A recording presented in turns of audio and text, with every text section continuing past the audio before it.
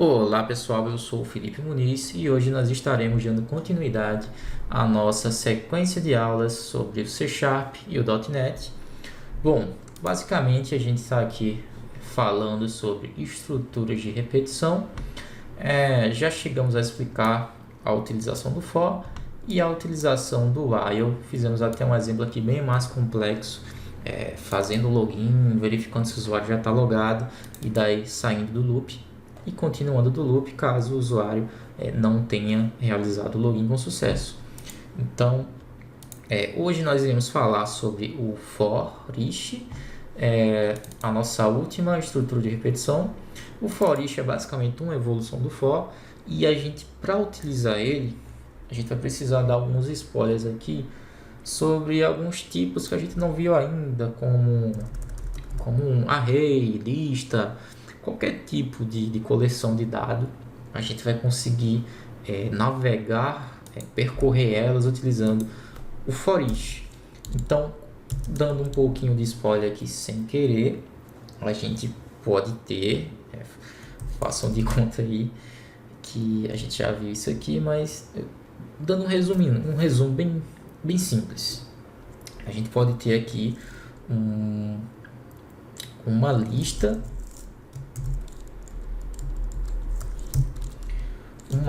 de strings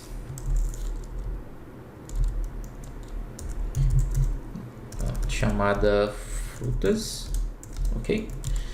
A próxima aula vai ser exatamente falando sobre listas e arrays, então vocês já vão receber um mini spoiler aqui, mas é normal, a gente precisa ter uma estrutura de lista para conseguir usar o for each, ok? Então, basicamente é o seguinte aqui. A gente tem uma lista de frutas, certo? Dentro dessa lista, a gente vai ter algumas frutas. Banana, maçã, meu teclado está sem cedilha, vamos lá, uva, e daí por diante, certo? Eu vou colocar para o nosso for each, bem parecido com for, a nossa estrutura, só que no caso é for each. O Visual Studio aqui já vai meio que autocompletar para a gente, caso a gente queira. Então ele vai dar um exemplo aqui, eu vou clicar Tab, vou abrir o nosso escopo entre chaves, e daí o nosso loop vai ocorrer assim como foi o while dentro desse escopo aqui, né? Dentro dessas chaves. Então, só que agora, diferente do for e do while, a gente não tem mais aquela condição, tem que se repetir até tal condição ser executada. Não. O for each, ele basicamente vai se repetindo dependendo da estrutura de dados que você passou para ele aqui. Ou seja, se é uma lista, ou um array, ou qualquer outra coleção de dados, se você colocar para ele ser percorrido pelo for each, ele vai ser percorrido. Não precisa ter condição, não precisa ter nada. Apenas uma lista, uma coleção de dados. Nesse exemplo das frutas, é uma lista de strings. Pode ser uma lista de qualquer coisa, de inteiros, de double, de booleanos, de um objeto complexo, de uma classe que a gente ainda vai ver mais para frente, conceitos de orientação a objetos. Então, qualquer tipo de lista de dados e coleção de dados a gente consegue percorrer utilizando for each. Então, basicamente, for each, a palavra reservada, abre parênteses e daí você coloca a sua lista, ou seja, minha lista de frutas, e dentro dessa lista de frutas, para cada fruta que tiver dentro dela, ou seja, para cada valor que está dentro dessa lista, a gente vai jogar para dentro dessa variável fruit, okay? Vou chamar de fruta, certo? Então, para cada fruta, para cada variável fruta dentro da minha lista de frutas, vai ser feito um loop. Então, ele vai fazer um loop aqui 3 vezes, vai passar pela banana, vai passar pela maçã, vai passar pela uva. Então, se eu der aqui um console.writeLine fruta, vocês vão ver que ele vai escrever na tela banana, depois vai escrever na tela maçã, depois vai passar de novo em outro loop e vai pegar o último item, que é a uva. E daí vai percorrendo toda essa lista, cada item da lista, cada item da coleção vai ser um item que vai ser escrito na tela, ou seja, para cada item um loop executado. Então vamos fazer a execução desse nosso console e daí vocês vão ver na prática aqui, ó, basicamente o que eu falei, né? Banana, maçã, uva foram escritas na tela utilizando o for each. Então isso pode ser usado para qualquer tipo de coleção. Nesse exemplo aqui foi uma lista de strings. A gente, como eu falei, vai ver uma aula específica só de lista, uma aula específica só de array. Vou colocar um array aqui de exemplo também, tá? Números.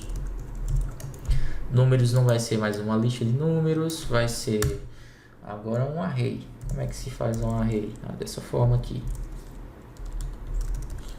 Um array de sei lá, 5. Eu acho que a gente não pode usar var nesse exemplo aqui. Um array de 5. Um array que tem 5. E daí a gente faz o seguinte, a gente faz assim. Abrir aqui. Deixa eu ver se o var vai deixar a gente fazer isso. 1, 2, 3. O var não vai deixar a gente fazer isso. Então a gente vai precisar colocar aqui a definição exata do array, que é basicamente isso aqui, ó, o tipo do seu array e os colchetes aqui para definir o tamanho do seu array. Nesse caso eu não estou passando nada, então o meu array aqui é do tamanho XYZ, ou seja, eu defino ele pela quantidade de itens que vai ter aqui dentro. Eu vou explicar melhor na aula de listas, de arrays, vocês vão entender melhor.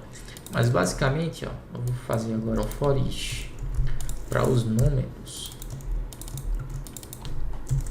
E daí você vai ver também na tela os números sendo escritos logo abaixo das frutas. Então, qualquer tipo, repetindo, qualquer tipo de estrutura de coleção de dados que a gente tiver, seja ele lista, array, collection, enumerable, qualquer coisa, a gente vai conseguir percorrer utilizando a estrutura de repetição do for each. Então, posso colocar uma condição aqui. Se a fruta foi igual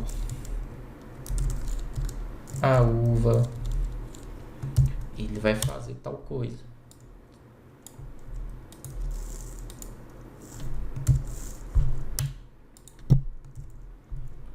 Cadê para organizar? O meu if acabou ficando fora do for each. Eu quero colocar ele após o console. Olha aí, se for igual a uva, vou fazer vinho. Você vai depender do que você quiser fazer, né? Isso aqui é só um exemplo. Quando for uva, vai cair nessa estrutura de condição. Então, basicamente, assim como eu expliquei anteriormente, qualquer tipo de estrutura de repetição pode ter uma estrutura de condição dentro, pode ter outra estrutura de condição ou de repetição dentro de outra, e daí você vai alinhando e criando uma lógica extremamente complexa, dependendo do que você queira fazer. E vou colocar aqui embaixo também um exemplo para o número. Quando o número for igual, posso usar equals também. Quando for igual a 2, vou comprar 2 pizzas, ok, certo? Então, vou executar para vocês verem, só para a gente ter certeza que dá para usar a estrutura de condição dentro da estrutura de repetições. Olha só. E daí, pessoal, a gente consegue ir brincando aqui com várias coisas. Nas próximas aulas eu vou explicar como criar listas mais complexas, o que são exatamente listas, o que são estruturas de dados, de coleções de dados, arrays, e daí vocês vão entender muito melhor como utilizar esse for each quando vocês tiverem uma noção com mais detalhes, especificamente como utilizar essas coleções de dados. Então, espero que vocês tenham gostado. A gente termina aqui essa parte de estruturas de repetições e vamos dar início agora às estruturas de coleções de dados, que vai ser lista, array, enumerable, collection. Vocês vão ver aí nas próximas aulas. Então, obrigado por terem assistido e até a próxima aula.